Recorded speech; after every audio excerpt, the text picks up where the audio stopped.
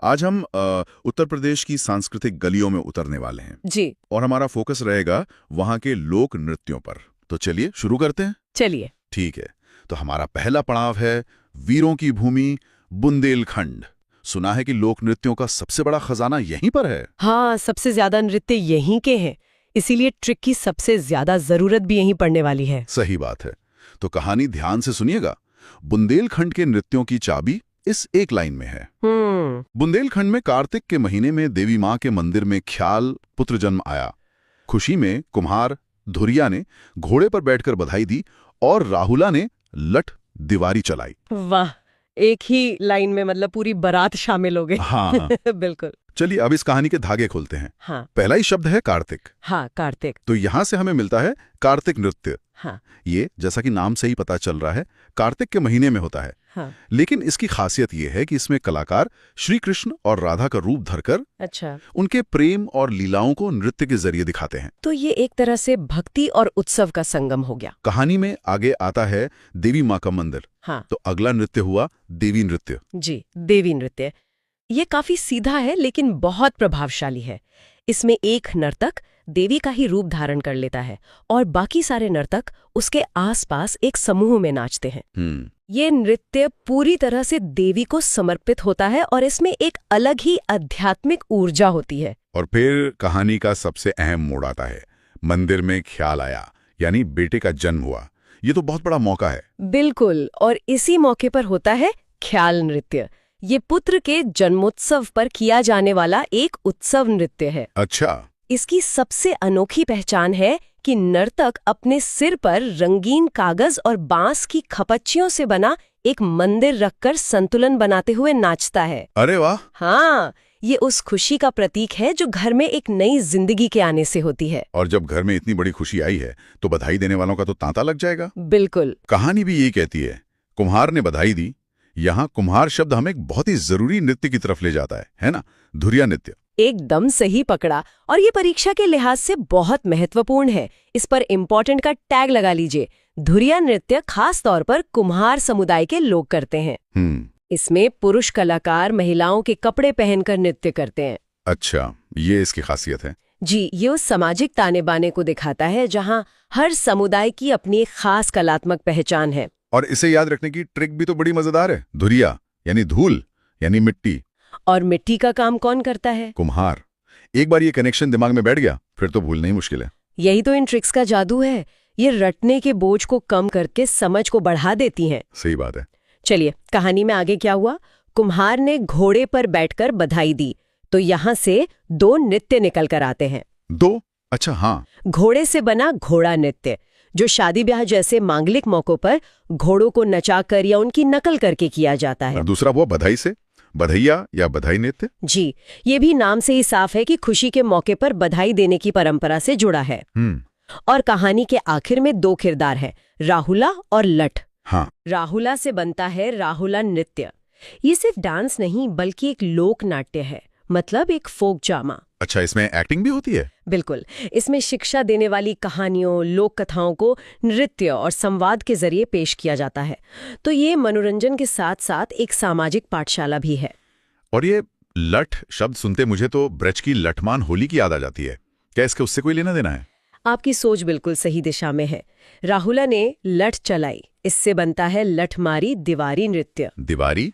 दिवाली का मतलब है दीपावली से जुड़ा हुआ। ये नृत्य दिवाली के मौके पर किया जाता है और इसकी प्रेरणा ब्रज की लठमार होली से ही ली गई है। अच्छा। इसमें भी वही जोश, वही ऊर्जा और वही लाठियों का खेल होता है। और हाँ, एक और नृत्य है जो कहानी में नहीं है लेकिन बुंदेलखंड की पहचान है, सैरा या शौरा नृत्य। ये कब किया जाता है? ये किसानों का नृत्य है। जब किसान अपनी फसल काटते हैं तो उस खुशी को जाहिर करने के लिए या फिर बारिश के मौसम में प्रकृति का धन्यवाद करने के लिए ये नृत्य करते हैं। कमाल है। मतलब एक कहानी के सहारे हमने बुंदेलखंड के लगभग 9 नृत्यों को न सिर्फ जाना बल्कि उनके पीछे के मौकों और संस्कृति को भी समझ लिया। जी। चलिए अब बुंदेलखंड की वीर भूमि से निकलकर प्रेम और भक्ति की भूमि ब्रज की ओर चलते हैं। मथुरा वृंदावन का इलाका। हाँ। तो ब्रज क्षेत्र के नृत्यों को याद रखने की कहानी कुछ यूं है। ब्रज में नरसिंह भगवान के सामने गोपियों ने सिर पर घड़ा और चरकुला दीपक रखकर रास लीला की। बहुत खूबसूरत। छोटी सी कहानी है, पर इसमें ब्रज का पूरा सार छिपा है। बिल्कुल। और इसमें जो सबसे पहला और सबसे जरूरी नृत्य है वो है चरकुला नृत्य। इसे तो मोस्ट इम्पॉर्टेंट की श्रेणी में रखना चाहिए। हाँ, ये सवाल तो मैंने कई बार देखा है। अनगिनत बार पूछा गया है। कहानी में चरकुला का मतलब दीपक बताया गया है और यही इस नृत्य की आत्मा है। तो क्या ये वही नृत्य है जिसके बारे में सुना है कि महिलाएं सिर पर कई जलते हुए दीपक रखकर संतुलन बनाती हैं? ये सुनने में ही अविश्वसनीय लगता है। बिल्कुल, ये वही है। इसमें महिलाएं अपने सिर पर एक बड़े से लकड़ी के पिंजरे जैसी संरचना रखती हैं, जिस पर 108 तक तेल के जलते हुए दीपक रखे होते हैं। 108? जी, 108 दीपक। और उस भारी वजन और आग के साथ संतुलन बनाते हुए वो घूम घूम कर नृत्य करती हैं। मैंने एक बार इसे लाइव देखा था और सच कहूं तो ये कला से ज्यादा एक तपस्या लगती है। मैं कल्पना कर सकता हूँ। ये संतुलन, भक्ति और साहस का अद्भुत प्रदर्शन होगा। बिल्कुल। कहानी में अगला शब्द है घड़ा। इससे तो घड़ा नृत्य ही बनता होगा। जी, घड़ा नृत्य। यह भी संतुलन का ही एक और रूप है, लेकिन थोड़ा अलग। इसमें नर्तक अपने सिर पर बैलगाड़ी का पहिया रखकर, पहिया? हाँ, बैलगाड़ी का पहिया, और उसके ऊपर पानी से भरे कई घड़े रखते हैं और फिर उन्हें संतुलित करते हुए नाचते हैं। यह ब्रज के ग्रामीण जीवन और पानी के महत्व को दर्शाता है। और कहानी में रासलीला का जिक्र है तो जाहिर है रास नृत्य की बात हो रही है। हाँ, ये तो सीधे सीधे भगवान कृष्ण से जुड़ा है। लेकिन यहाँ एक गहरी बात है। क्या? ब्रज का रास नृत्य सिर्फ एक लोक नृत्य नहीं है।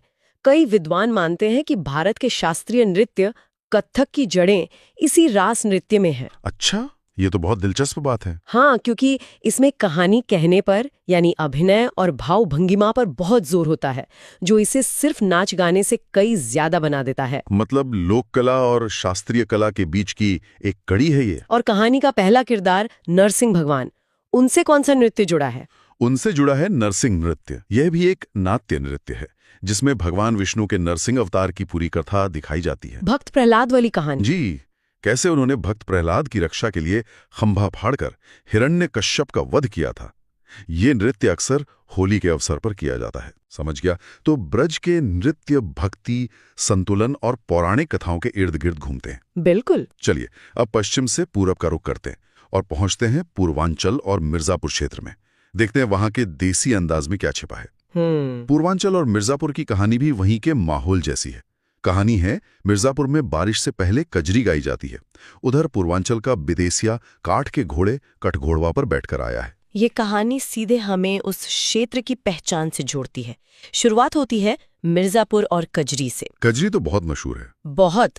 कजरी सिर्फ एक नृत्य नहीं, ये एक पूरा लोकगीत गायन का प्रकार है जो मिर्जापुर की पहचान बन चुका है। ये मॉनसून के आने से ठीक पहले सावन के महीने में गाया और किया जाता है। अच्छा। इसके गीतों में बारिश का इंतजार, प्रकृति का सौंदर्य और विरह का भाव होता है। ये उस कृषि प्रधान समाज की आवाज है जिसकी पूरी जिंदगी मॉनसून पर टिकी होती है। और कहानी का अगला हिस्सा पूर्वांचल का विदेशिया। ये नाम तो बहुत सुना सुना सा लगता है। हाँ, भोजपुरी सिनेमा में भी बहुत इस्तेमाल हुआ है। विदेशिया पूर्वांचल की संस्कृति की आत्मा है। ये नृत्य उन पत्नियों द्वारा किया जाता है जिनके पति विदेशिया कहलाते हैं। जी, जिन्हें प्यार से या दर्द से विदेशिया कहा जाता है, जो रोजगार के लिए घर परिवार छोड़कर परदेश चले गए हैं। ये सिर्फ एक नृत्य नहीं, ये पूर्वांचल के उस सामाजिक ताने बाने का, उस पलायन का एक कलात्मक दस्तावेज है। इस नृत्य में प्रेम है, इंतजार है और विरह का दर्द है। मतलब ये नृत्य उस पूरे समाज के दर्द और उम्मीद को आवाज देता है। बहुत गहरा मतलब है इसका। बिल्कुल। और ये विदेशिया काठ के घोड़े पर बैठकर आया, तो अगला नृत्य हुआ कटघोड़वा नृत्य। बिल्कुल। कटघोड़वा नृत्य में एक नर्तक अपने शरीर पर लकड़ी से बने एक कृत्रिम घोड़े की संरचना को पहन लेता है और फिर उसे लेकर ऐसे नाचता है मानो वो घुड़सवारी कर रहा हो। अच्छा, ये मनोरंजन के लिए होता होगा। हाँ, ये अक्सर शादी ब्याह की बारात में या दूसरे उत्सवों में मनोरंजन के लिए किया जाता है। ये विशुद्ध रूप से एक मनोरंजक और ऊर्जा से भरा नृत्य है। इस इलाके के कुछ और भी नृत्य हैं जैसे चौलस और गोड़ो, इनके बारे में भी कुछ बताइए। हाँ, चौलस या चौलर नृत्य मिर्जापुर और सोनभद्र के आदिवासी इलाकों में बहुत प्रचलित है। ये नृत्य अच्छी फसल और अच्छी बारिश के लिए देवी देवताओं को खुश करने के लिए किया जाता है। अच्छा, प्रकृति से जुड़ा हुआ है। जी। और एक और खास नृत्य है गोंडो नृत्य, जिसे गोंड जनजाति के लोग करते हैं। इसकी सबसे अनोखी पहचान है कि नृत्य के दौरान हर बोल शब्द का जोर जोर से उच्चारण किया जाता है। हर बोल? हाँ, हर बोल। ये शब्द ही इस नृत्य की पहचान बन गया है। बहुत खूब। तो पूर्वांचल के नृत्य मौसम, पलायन के दर्द और अच्छी फसल की कामना से जुड़े हैं। बिल्कुल। चलिए अब अपने सफर के आखिरी पड़ाव पर चलते हैं, नवाबों के शहर अवध की ओर। यहाँ की लिस्ट तो काफी छोटी लग रही है। हाँ, लेकिन बहुत खास है। अवध के नवाब घोड़े पर कलाबाजी दिखाते हैं। और इसी एक लाइन से हमें अवध का सबसे प्रमुख और प्रतिनिधि नृत्य मिल जाता है, कलाबाजी नृत्य। नाम से ही लग रहा है कि इसमें एक्रोबैटिक्स होगी। बिल्कुल। इसमें नर्तक एक कच्ची घोड़ी यानी एक डमी हॉर्स पर बैठकर नाचता है। एक मिनट, ये तो अभी हमने पूर्वांचल के कट घोड़वा नृत्य में भी सुना था। तो फिर इसमें और उसमें क्या फर्क है? बहुत अच्छा सवाल है। फर्क बहुत बड़ा है और यही अवध की खासियत को दिखाता है। कट घोड़वा एक विशुद्ध लोक नृत्य है, जबकि कलाबाजी नृत्य में लोक कला के साथ साथ नवाबी दरबार की शान का असर भी दिखता है। कैसे? इसमें नर्तक सिर्फ डमी घोड़े पर बैठकर नाचता नहीं है, बल्कि वो साथ साथ मोर बाजा नाम का एक पवन वाद्य यंत्र भी बजाता है और कमाल की कलाबाजियां भी दिखाता है।